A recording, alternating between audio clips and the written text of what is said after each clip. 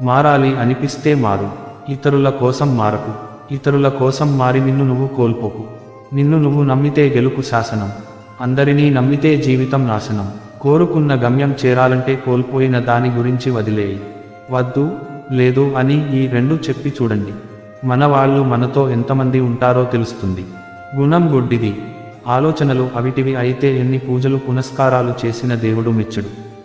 నిజమైన కల నిన్ను నిద్రపోనివ్వదు. ఏ కలలేని వాడే ఎక్కువ గంటలు పడుకుంటాడు. కండల్లో బలం ఉంటే సిపాయిగా మిగిలిపోతావేమో, అదే నీ ఆలోచనలో బలం ఉంటే రాజువై ప్రపంచాన్ని ఏలుతావు. ఎవరికి తొందరగా దగ్గరవ్వకూడదు. దగ్గరయ్యాక దూరం పెడితే ఆ బాధను భరించలేము. నీకు కుదిరినప్పుడు కాదు, ఎదుటి వారికి అవసరమైనప్పుడు చేస్తే దానిని సహాయం అంటారు. నువ్వు అనుకున్నది సాధించడానికి మాట మొదటి అస్త్రం అయితే, మౌనం ఆఖరి ఆయుధమని తెలిసి మసులుకో. ఒక వస్తువుని కొత్తలో బాగా ఇష్టపడి కొంతకాలం తర్వాత పక్కన పడేస్తాం. దురదృష్టం ఏంటంటే ఇదే పద్ధతి మనుషుల మీద కూడా ఉపయోగిస్తున్నారు. గొంతు పెంచడం కాదు, నీ మాట విలువ పెంచుకో. వాన చినుకులకే తప్ప ఊరుములకు పంటలు పండవు.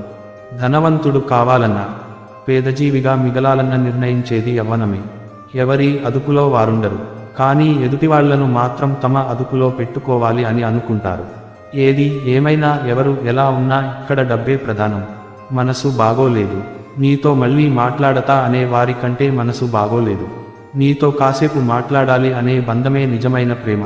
ఒక కుళ్ళిన యాపిల్ మరొక దాన్ని కుళ్ళబెడుతుంది. చెడ్డవారితో స్నేహం కూడా అంతే.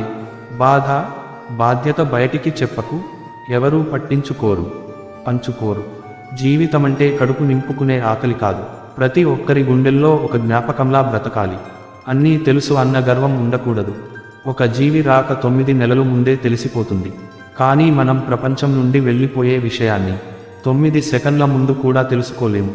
ఒకసారి నటిస్తున్నారని తెలిసాక తర్వాత ఎంత నిజాయితీగా ఉన్న కూడా నమ్మాలి అనిపించదు. ఒకరితో మరొకరిని పోల్చడం తప్పు. సింహం ఎప్పటికీ కుక్కలా విశ్వాసం చూపలేదు. కుక్క ఎప్పటికీ అడవికి రాజు కాలేదు. కానీ ఎవరి స్థానాల్లో వారు గొప్పవారే. కొన్ని ఎవరికి చెప్పుకోలేము, కొన్ని చెప్పినా ఎవరికీ అర్థం కావు, ఇంకొన్ని చెప్పుకోవడానికి ఎవరూ ఉండరు. ఎవరో ఇంకెవరో వచ్చి నీకు చెప్పాల్సిన పనిలేదు. ఏకాంతంలో ఏకాగ్రతతో ఆలోచిస్తే నీకు నువ్వే గురువు, నీకు నువ్వే నీ సమస్యకు పరిష్కార మార్గం చూసుకోగలవు. అవసరానికి మించి దగ్గరైతే అవమానాలే మిగులుతాయి.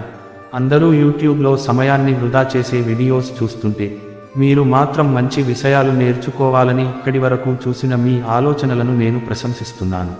ఈ వీడియో నచ్చితే లైక్ చేయండి మరియు సబ్స్క్రైబ్ చేస్తారని ఆశిస్తున్నాను. థాంక్స్.